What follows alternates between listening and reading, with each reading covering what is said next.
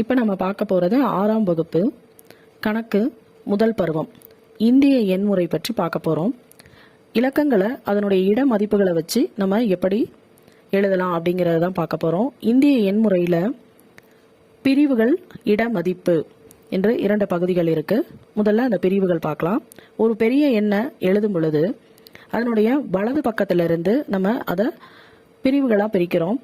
3 இடங்களை ஒன்றுகள் பிரிவாகவும், அடுத்த 2 இடங்களை ஆயிரங்கள் பிரிவாகவும், அடுத்த 2 இடங்களை லட்சங்கள், அடுத்ததாக வரக்கூடிய 2 இடங்கள் கோடிகள், இப்படி 4 பிரிவுகளாக நம்ம பிரிக்கிறோம். அதை எப்படி நம்ம சொல்வோம் அப்படின்னா 1, 10, 100, ஆயிரங்கள், 10,000கள், லட்சங்கள், 10 லட்சங்கள், கோடிகள், 10 கோடிகள். இதுதான் இந்திய எண்முறையில் நம்ம இலக்கங்களை எழுதுறதுக்கான இட மதிப்புகள். ஒன்றுகள், 10கள், 100கள், ஆயிரங்கள், 10,000கள், லட்சங்கள், 10 லட்சங்கள், கோடிகள், 10 கோடிகள். இப்போ நம்ம இதை வச்சு ஒரு கணக்கு நம்ம பார்க்க போகிறோம். எடுத்துக்காட்டு 1.1. சூரியனுக்கும் பூமிக்கும் இடையே உள்ள தூரம் ஏறக்குறைய 9 கோடியே 29 லட்சம் மைல்கள். இதனை இந்திய எண்முறையில் காற்புள்ளியை பயன்படுத்தி படிக்க மற்றும் எழுதுக அப்படின்னு சொல்றாங்க. இந்திய எண்முறையில எண்களினுடைய இடமதிப்பை நம்ம எப்படி எழுதுவோம்? 1, 10, 100, 1000, 10,000, லட்சம், 10 லட்சம், கோடி, 10 கோடி அப்படின்னு எழுதுவோம். அதாவது கடைசீட்ல இருந்து வலதுபுறத்திலிருந்து இடது பக்கமா நம்ம சொல்லும் போது இந்த மாதிரி நம்ம சொல்லுவோம். இப்ப கொடுத்திருக்கிற எண்ணை நம்ம முதல்ல இந்திய எண்முறைக்கான அட்டவணையை போட்டுக்கிறோம். அதுல 4 பிரிவுகளா பிரிச்சுக்கிறோம். 4 பிரிவுகள் என்னென்ன அப்படின்னா கோடிகள், லட்சங்கள், ஆயிரங்கள், ஒன்றுகள்.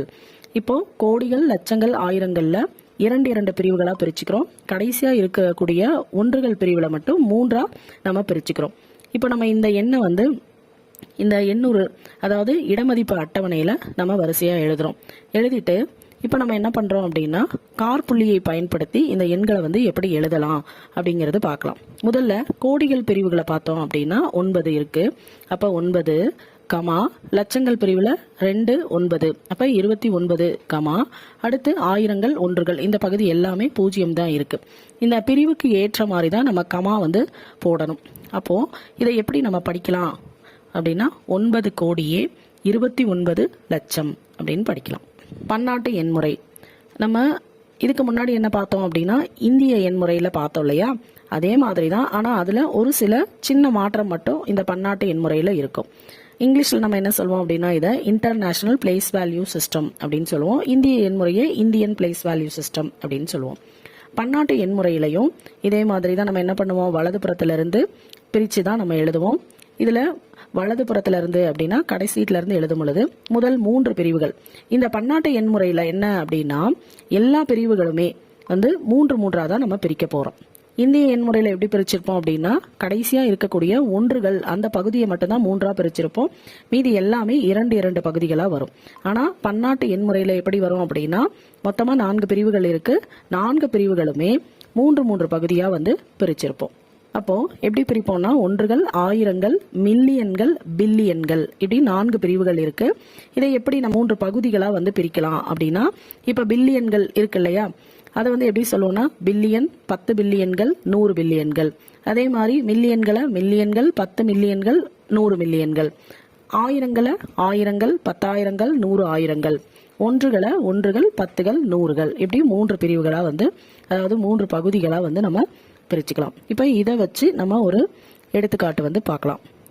பன்னாட்டு எண்முறைக்கான எடுத்துக்காட்டு பார்க்கலாம். சூரியனுக்கும் பூமிக்கும் இடையே உள்ள தூரம் ஏறக்குறைய 92,900,000 ஆயிரங்கள் அப்படின்னு கொடுத்திருக்காங்க. இவ்வளவு மைல்கள். இதனை பன்னாட்டு எண்முறையில நம்ம எப்படி காற்புள்ளியிட்டு பயன்படுத்தி படிக்க மற்றும் எழுதுறது எப்படின்றது பார்க்கலாம். பன்னாட்டு எண்முறைக்கான அட்டவணை எப்படி போடுவோம்? அதனுடைய பிரிவுகள் மொத்தம் எத்தனை அப்படின்னா 4 பிரிவுகள். என்னென்ன பிரிவுகள் அப்படின்னா பில்லியன்கள், மில்லியன்கள், ஆயிரங்கள், ஒன்றுகள். அதனுடைய இட மதிப்பை எப்படி பிரிப்போம் அப்படின்னா 3 பகுதிகளா பிரிப்போம். பில்லியன்கள்னா 3 பிரிவு, பில்லியன், 10 பில்லியன், 100 பில்லியன் அப்படின்னு பிரிப்போம். இந்த மாதிரி எல்லாத்தையும் 3 பிரிவுகளா பிரிச்சுட்டு இங்க கொடுத்திருக்கக்கூடிய இலக்கங்களை அந்த அட்டவணையில இடத்திற்கு ஏற்ற மாதிரி நம்ம போடுறோம். இப்போ காற்புள்ளியை பயன்படுத்தி நம்ம எப்படி எழுதலாம் அப்படின்னா கொடுத்திருக்கிற எண்களை எல்லாமே நம்ம கடைசீட்ல இருந்து 3 பகுதிகளாக தான் நம்ம பிரிச்சு காற்புள்ளி நம்ம போடணும். அப்படி போடும் பொழுது அதை நம்ம எப்படி படிக்கலாம், அதனுடைய இட மதிப்புக்கு தகுந்த மாதிரி எப்படி படிக்கலாம் அப்படின்னா 92 மில்லியன் 900 ஆயிரங்கள் இப்படிதான் இந்த பகுதியை நம்ம படிக்கணும். 1,00,000 எத்தனை ஆயிரங்கள் உள்ளன அப்படின்னு கேட்டிருக்காங்க. இதில் நம்ம என்ன பண்ணோம் அப்படின்னா இந்திய எண்முறைக்கான அட்டவணையை போட்டுக்கணும். இந்திய எண்முறைக்கான இடமதிப்பு அட்டவணை எப்படி சொல்லுவோம்? 1கள், 10கள், 100கள், ஆயிரங்கள், 10,000கள், லட்சங்கள், 10 லட்சம் அப்படின்னு சொல்லுவோம். அதாவது கோடிகள் வரைக்கும் வரும். ஆனால் இங்கே நமக்கு கொடுத்துருக்கிறது 1,00,000 எத்தனை ஆயிரங்கள் உள்ளன அப்படின்னு தான் கேட்குறாங்க. அப்போ நம்ம லட்சம் வரைக்கும் போட்டுக்கிட்டா போதும். அப்போ 1,00,000 அப்படிங்கிறத இடமதிப்புக்கு தகுந்த மாதிரி நம்ம எழுதிடுறோம். அடுத்தது எத்தனை ஆயிரங்கள் இருக்கு அப்படின்னு சொல்றோம். அப்போ ஒரு 1000 வந்து நம்ம போட்டுக்கிறோம். இங்க என்ன பண்ணோம் அப்படின்னா 1,00,000 1000ஆல நம்ம வகுக்கணும். அப்போ ஒவ்வொரு பூஜ்ஜியத்தையும் நம்ம என்ன பண்றோம் அப்படின்னா 1ஆம் இடத்துல இருந்து அடிக்கிறோம். அதாவது 1ஆம் இடம் அப்படின்னா கடைசி இலக்கம் இருக்கு இல்லையா, அதுதான் 1ஆம் இடம். 1ஆம் இடத்துல இருந்து மேலையும் கீழையும் வந்து நம்ம பூஜ்ஜியங்களை ஒவ்வொன்றா அடிச்சுட்டே வரும் பொழுது மீதி இருக்கிறது 100. அப்ப எத்தனை ஆயிரங்கள் இருக்கு? 100 ஆயிரங்கள் இருக்கு. 1,00,000ல 100 ஆயிரங்கள் இருக்கு. அதுக்கு அடுத்தது ஒரு மில்லியனில் எத்தனை ஆயிரங்கள் இருக்கு அப்படின்னு சொல்லி கேட்குறாங்க. இதுக்கு நம்ம எந்த இடமதிப்பு அட்டவணையை பயன்படுத்தணும் அப்படின்னா பன்னாட்டு எண்முறை அட்டவணையை பயன்படுத்தணும். ஏன் அப்படின்னா மில்லியன் அப்படின்னு கேட்டிருக்காங்க. அப்போ அதனுடைய அட்டவணை எப்படி சொல்லுவோம்? 1கள், 10கள், 100கள், ஆயிரங்கள், 10,000கள், 100 ஆயிரங்கள், மில்லியன்கள்.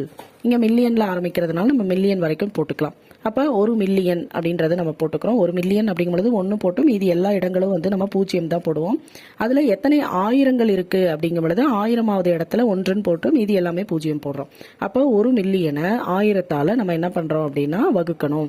அப்ப கீழே இருக்கிறது பாருங்க, அந்த 0 ஒன்னொன்னா கேன்சல் பண்ணிட்டே வரும் பொழுது மீதி இருக்கிறது 1000 அப்படின்னு நமக்கு கிடைக்கும். அப்ப 1 மில்லியன்ல எத்தனை ஆயிரங்கள் இருக்கு?